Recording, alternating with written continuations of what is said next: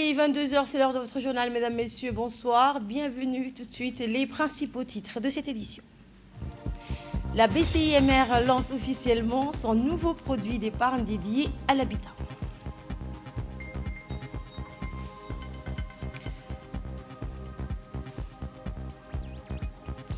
Et l'Argentine s'impose face à la Suisse et valide sa qualification pour les demi-finales.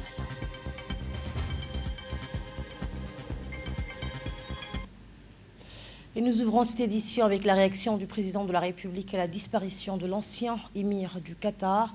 Le président de la République, Ismaël Omar Guelleh, a adressé un télégramme de condoléances à l'émir du Qatar, Cheikh Tamim Ben Hamad Al Thani, à la suite du décès de son père, l'ancien émir, Cheikh Hamad Ben Khalifa Al Thani. Le chef de l'État a salué la mémoire de l'artisan du renouveau du Qatar, rappelant également que c'est sous son règne que les relations d'amitié et de coopération entre Djibouti et le Qatar ont connu un essor remarquable. Il a enfin présenté, au nom du peuple et du gouvernement djiboutien, ses sincères condoléances à la famille princière ainsi qu'au peuple qatari. Inna lillahi wa inna ilayhi raji'un. Dans un tout autre registre, l'économie et le logement étaient également à l'honneur aujourd'hui. La Banque pour le commerce et l'industrie Mer Rouge a officiellement lancé son nouveau produit épargne habitat.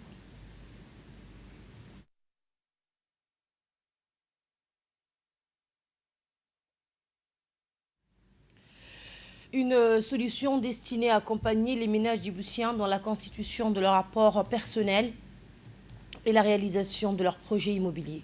Première banque du pays à proposer une offre de ce type, la BCIMR réaffirme ainsi son engagement à innover au service des citoyens et à contribuer à faciliter l'accès au logement et à la propriété. La cérémonie de lancement organisée au centre de formation de la BCIMR s'est tenue en présence de Mme Amina Abdiadel, ministre de la Ville, de l'Urbanisme et de l'Habitat, des responsables des institutions du secteur de l'habitat, des promoteurs immobiliers, publics et privés, ainsi que de nombreux partenaires. Le directeur général de la BCIMR a souligné la volonté de la banque de développer des solutions financières innovantes, adaptées aux besoins des familles djiboutiennes. On l'écoute. Le parrain tout simple, vraiment tout simple, comme on en a déjà d'autres, qui est consultable sur BCI Connect, complètement digitalisé, avec la possibilité de verser chaque mois de toutes petites sommes, donc à partir de 1 franc Djibouti, chaque mois.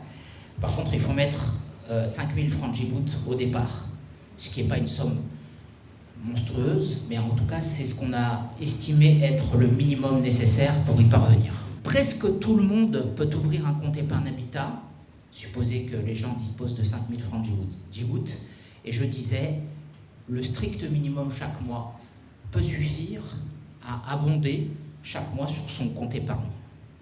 Attractif car les clients qu'ils souhaitent, donc je le disais, peuvent bénéficier d'une rémunération de leur épargne et pourront bénéficier surtout, et j'insiste, d'un bonus de 1% sur le taux d'intérêt du crédit immobilier. À partir du moment où on ouvre ce contrat d'épargne épargne habitat, eh bien, au bout d'un certain temps, les clients pourront bénéficier, quand ils souscriront le crédit, d'un bonus de 1% sur leur crédit immobilier. 1%, c'est pas rien. Ça peut représenter beaucoup d'argent sur 20 ans.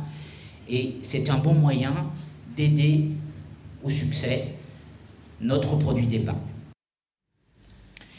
Et le directeur général adjoint de la BCIMR, Abdelkader Balah Chehem, a présenté les objectifs de cette nouvelle offre et son rôle dans l'accompagnement des ménages djiboutiens dans leurs projets immobiliers. La BCIMR et je pense surtout l'équipe dirigeante de la banque sont convaincus que financer le logement des Djiboutiens à la BCIMR est plus qu'essentiel. Donc, je voulais m'adresser aux personnes présentes ici que la BCIMR s'engage à financer tous les projets immobiliers de tous les Djiboutiens, qu'ils soient les logements sociaux, les résidentiels et le locatif.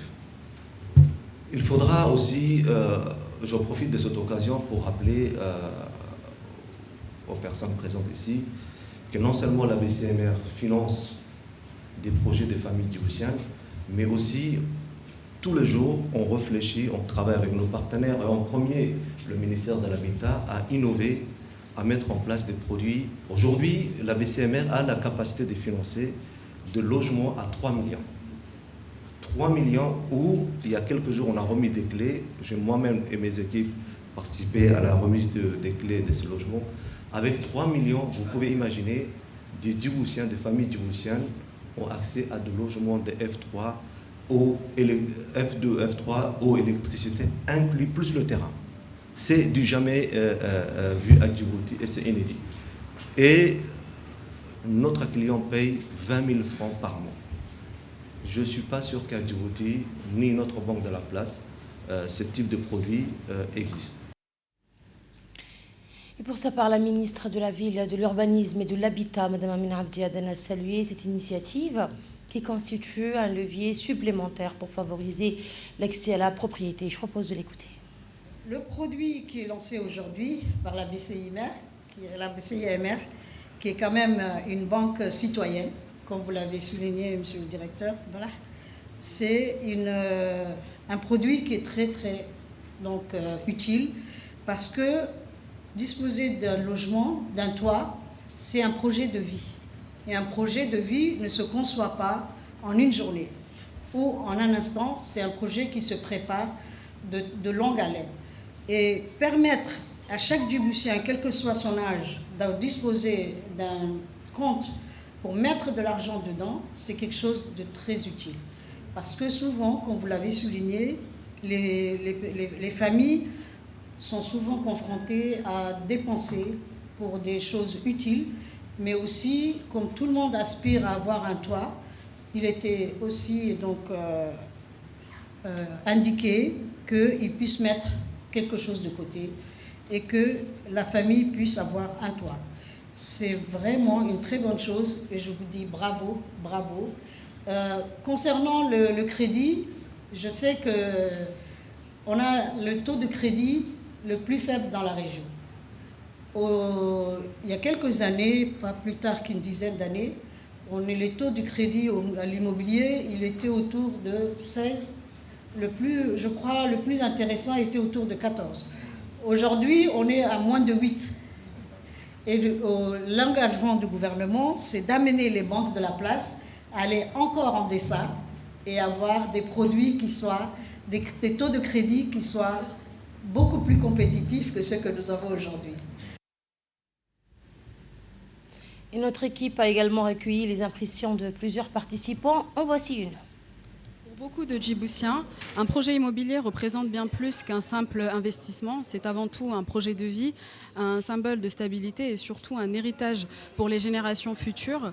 Et cependant, c'est un projet qui nécessite de la préparation, un accompagnement financier adapté et surtout une épargne régulière. C'est précisément pour répondre à ce besoin que nous avons créé cette solution financière qui est l'épargne habitat, afin de permettre à nos clients de constituer une épargne régulière et de préparer leur projet immobilier de manière sereine. Autre actualité économique, cette fois dans le secteur portuaire, Djibouti confirme son statut de référence africaine en matière de digitalisation portuaire. Une délégation de la République démocratique du Congo est en visite dans notre pays pour s'imprégner de l'expérience du Djibouti Community System, le DPCS, une plateforme numérique qui modernise et optimise les opérations portuaires. Reportage signé Mohamed Ahmed Ali.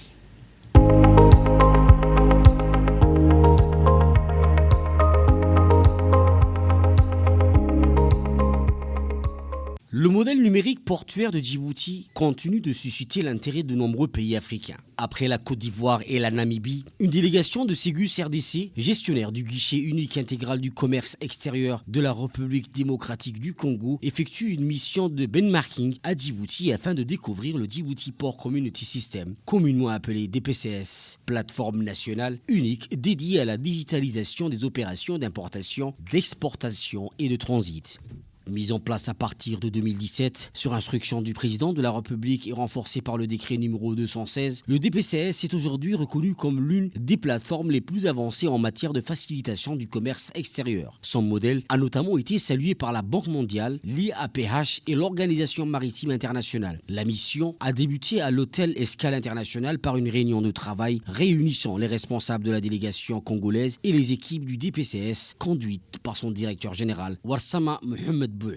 Les experts ont présenté les principales fonctionnalités de la plateforme, son cadre juridique, sa gouvernance ainsi que les résultats obtenus dans la modernisation des procédures portuaires. Ils ont également expliqué comment le DPCS relie sur une même plateforme numérique les autorités portuaires, les douanes, les compagnies maritimes, les transitaires, les transporteurs, les banques et les autres administrations afin d'accélérer les échanges et d'améliorer la traçabilité des marchandises et de renforcer ainsi la compétitivité du corridor logistique djiboutien. Pour mieux comprendre le fonctionnement de cet écosystème, la délégation a ensuite effectué plusieurs visites techniques. Première étape, les agences maritimes, où les échanges ont porté sur la digitalisation des formalités liées aux escales des navires, aux manifestes et aux échanges de données. La délégation s'est ensuite rendue à Djibouti Port Corridor Road, où elle a découvert le système numérique de gestion des tickets de corridor, le suivi des camions et des flux de marchandises. Une autre étape a conduit les visiteurs à l'association des transitaires de Djibouti. Les responsables ont présenté l'intégration des opérations de transit au DPCS qui simplifie les formalités administratives et améliore ainsi la fluidité des échanges commerciaux. La délégation congolaise a également été reçue par Mme Safia Mohamed Ali Gadili, ministre déléguée chargée de l'économie numérique et de l'innovation. Les échanges ont porté sur la stratégie nationale de transformation numérique, la vision Djibouti 2035 ainsi que les concepts de Smart Nation et de Smart Port dans lequel s'inscrit pleinement le DPCS. Les responsables congolais ont salué la réussite du modèle djiboutien et exprimé leur volonté de poursuivre la coopération avec le DPCS. La mission s'est poursuivie avec des visites au terminal à conteneurs, communément appelé GTD, et au port polyvalent de Doralé, où la délégation a découvert les infrastructures modernes, les équipements de manutention ainsi que la tour de contrôle de la capitainerie dont plusieurs opérations sont aujourd'hui gérées via le DPCS. Une rencontre avec l'autorité des ports et des zones franches a enfin permis de mettre en lumière la complémentarité entre les infrastructures portuaires, les corridors logistiques, les zones franches et la plateforme numérique, un ensemble qui contribue à faire de Djibouti un hub logistique régional. Nous sommes de Ségus RDC. Ségus, c'est la société d'exploitation du guichet unique intégral du commerce extérieur de la République démocratique du Congo. Et dans ce cadre, nous sommes membres de l'Alliance africaine pour le commerce électronique. Et dans cette alliance, DPCS en fait partie. Et c'est dans ce cadre que nous avons sollicité la direction générale de DPCS pour réaliser la mission de benchmarking pour nous permettre à nous, Ségus RDC, de pouvoir nous inspirer du modèle djiboutien afin de pouvoir améliorer les processus qui est déjà en marche en République démocratique du Congo. Donc c'est une visite de travail qui nous a permis de pouvoir visiter plusieurs parties prenantes, que ce soit du côté étatique ou du côté privé, en commençant par DPCS, les autorités locales, et ce qui nous a permis de pouvoir comprendre les contextes locaux, comment les navires sont pris en charge depuis leur annonce jusqu'à la sortie de la marchandise et en passant par les différents corridors qui sont mis en place, et ce qui nous permettra dans la suite du processus, en rentrant bien entendu au pays, de pouvoir tisser encore des relations beaucoup plus fermes avec DPCS et de pouvoir optimiser les opérations au niveau du guichet unique intégral de la République démocratique du Congo. Donc les impressions sont très bonnes au regard de ce que nous avons expérimenté ici en termes de partage d'expérience et ce qui nous permettra, comme je l'ai dit tantôt, de pouvoir optimiser les opérations. Et c'est l'occasion pour nous de remercier toutes les autorités qui nous ont ouvert les portes, en commençant par le directeur général de DPCS, pour la fraternité, pour l'accueil et pour les différents échanges très intéressants que nous avons eus avec l'ensemble des parties prenantes. La délégation de haut niveau de la République démocratique du Congo nous a rendu visite pour découvrir de près le fonctionnement du système DPCS et comprendre son utilisation par les différents acteurs concernés, notamment les autorités portuaires, les services douaniers, les compagnies maritimes, les transitaires, les transporteurs, les banques, ainsi que les autres administrations. Le DPCS est une plateforme numérique intégrée et unique qui vise à accélérer les échanges commerciaux, améliorer la traçabilité des marchandises et renforcer la compétitivité du corridor logistique djiboutien. Au cours de leur visite, la délégation a effectué une tournée auprès des différentes plateformes connectées à ce système innovant, permettant ainsi de mieux comprendre les outils mis en place pour faciliter et optimiser les opérations portuaires. Cette immersion leur a également permis de rencontrer plusieurs acteurs clés, aussi bien du secteur public que du secteur privé, et de mieux appréhender les processus portuaires, notamment la gestion du mouvement des navires depuis leur annonce d'arrivée jusqu'à l'acheminement des marchandises ainsi que le fonctionnement des différents corridors logistiques. Cette visite s'inscrit dans une démarche de coopération et de partage d'expériences. Elle vise à favoriser la création d'un environnement de travail commun et à permettre à la délégation congolaise de mieux connaître le système portuaire numérique de Djibouti, communément appelé DPCS, une plateforme nationale dédiée à la digitalisation des opérations d'importation, d'exportation et de transit. Il convient de rappeler que Djibouti a déjà accueilli des délégations venues d'autres pays, notamment du Namibie et de la Côte d'Ivoire, désireuses de découvrir les avantages et les performances de ce système. Nous leur adressons à tous la bienvenue. Cette mission benchmarking confirme l'attractivité du modèle numérique développé par Djibouti. Après la Côte d'Ivoire et la Namibie, la République démocratique du Congo rejoint les pays venus s'inspirer du Djibouti Port Community System, aujourd'hui reconnu comme une référence africaine et internationale dans la digitalisation du commerce extérieur.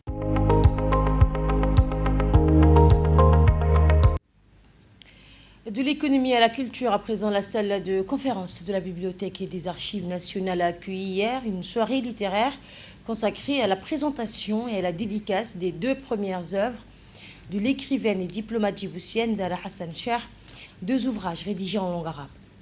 Après plusieurs jours de préparation, cet événement culturel a réuni plusieurs personnalités du monde littéraire et culturel national, organisé par le ministère de la Jeunesse et de la Culture en partenariat avec l'Union des écrivains djiboutiens.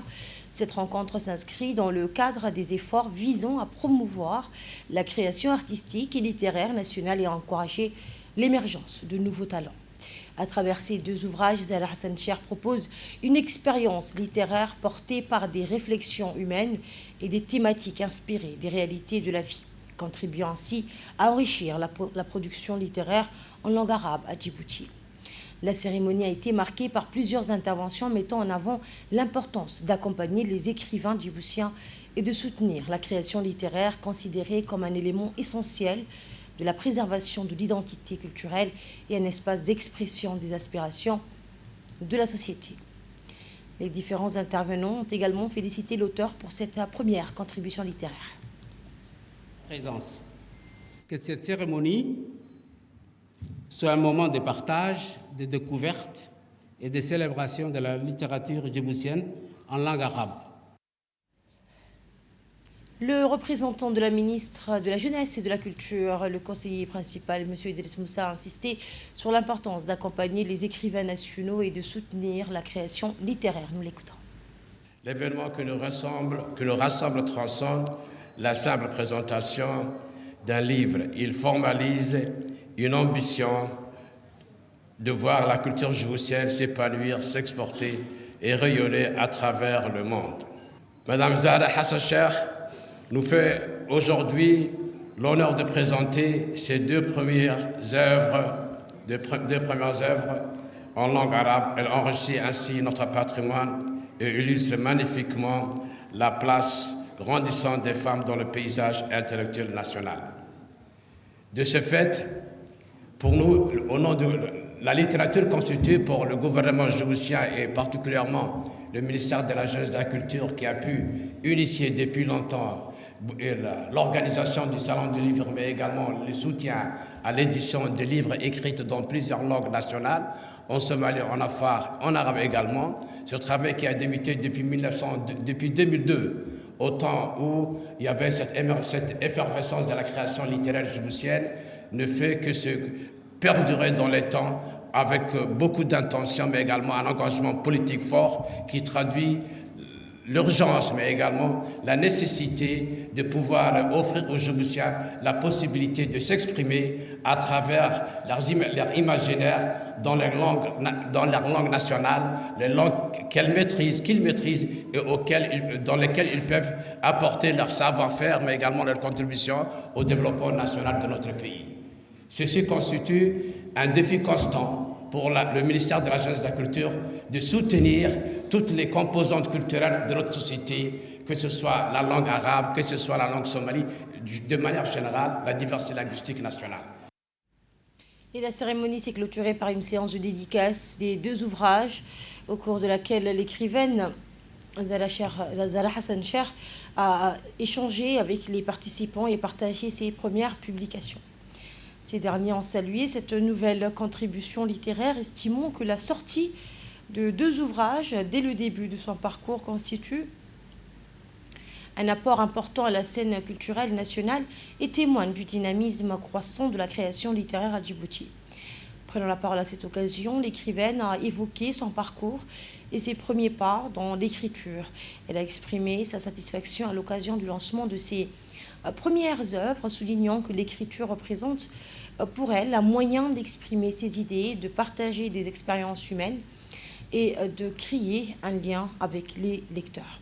Elle a également présenté le contenu de ces 2 nouvelles publications revenant sur les motivations qui ont guidé leur rédaction ainsi que sur les messages qu'elle souhaite transmettre à travers ses œuvres. Pour l'auteur, cette étape marque le début d'un parcours littéraire qu'elle souhaite consacrer à la promotion de la culture nationale et à l'enrichissement de la bibliothèque djiboutienne.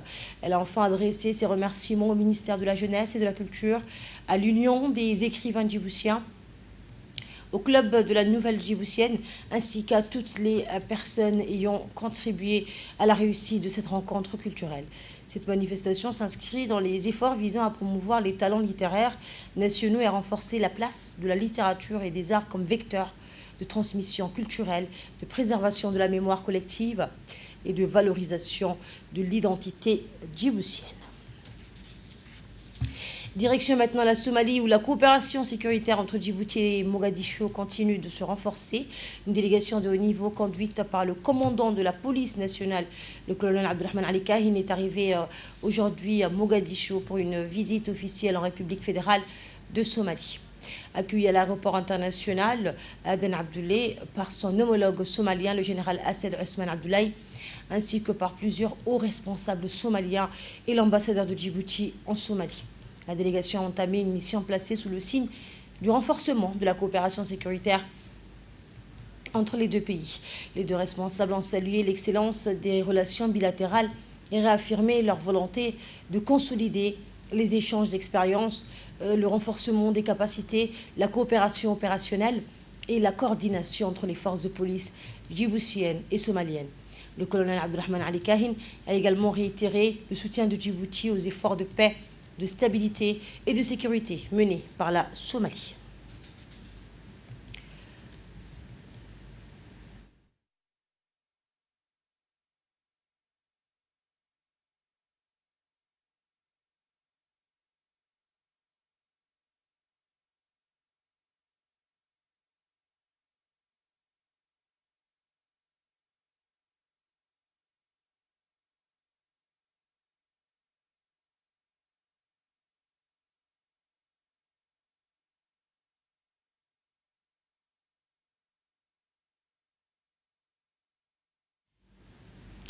Et toujours sur le volet sécuritaire régional, la coopération sécuritaire se renforce dans la Corne de l'Afrique.